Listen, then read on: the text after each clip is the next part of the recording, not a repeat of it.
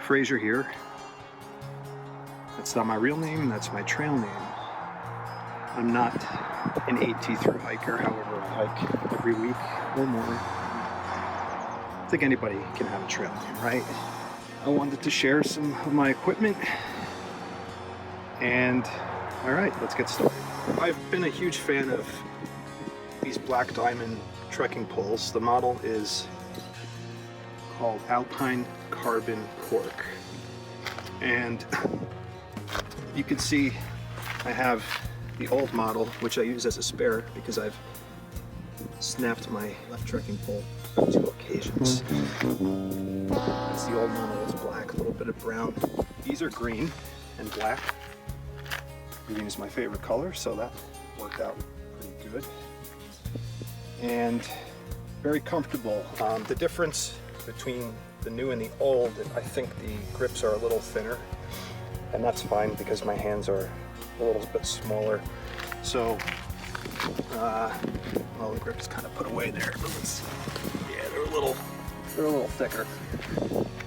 The thing I really appreciate about these is that, first of all, they're quite adjustable.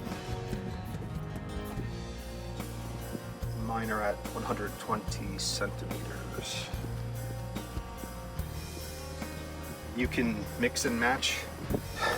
Quick tip, you basically want to have your elbows at a 45-degree angle when you're holding these poles in front of you, kind of like ski poles.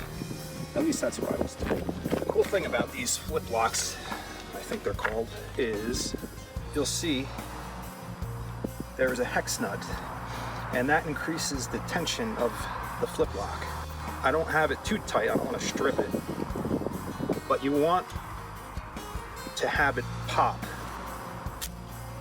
pretty good when you open it, and when you close it, you should feel some resistance. I'm going to show you an example of what happens when it loosens up. So I just pulled out the Allen wrench. It's very tiny. I'm thinking about maybe beefing it up with some electrical tape or some other kind of tape. And I keep that in my Osprey organizer, which maybe I'll review in a separate video. Drink out the ale! He's been a thirsty! By the way, I'm drinking this nice German Pilsner as my post-hike reward. Some people like to have one halfway through. I like to wait until the end. The dinner's over! I'm going to loosen this up, and I'm going to show you the difference, but I'm going to do it one more time. It's a pretty heavy pop, right? I'm going to loosen it maybe 3 times. See how it's flimsy, and it's like, so, you know, there you go. I'm going to tighten back up. See? So I wouldn't over tighten it, but they're pretty solid. And I also, because I like to use these rubber trekking pole tip protectors, they're a little pricey. I tried a couple aftermarket ones, I didn't like them. It was very hard rubber. These are a little softer, and they're great for these rocky New Jersey, New York areas. Anyhow, you can see how I just added a tiny hose clamp and really cranked them down. The only catch is you'll have to retighten that every so often. I lost one eventually, but I think I got about 5 or 6 hikes out of it. So, and you can see on my spare pole that I did the same thing.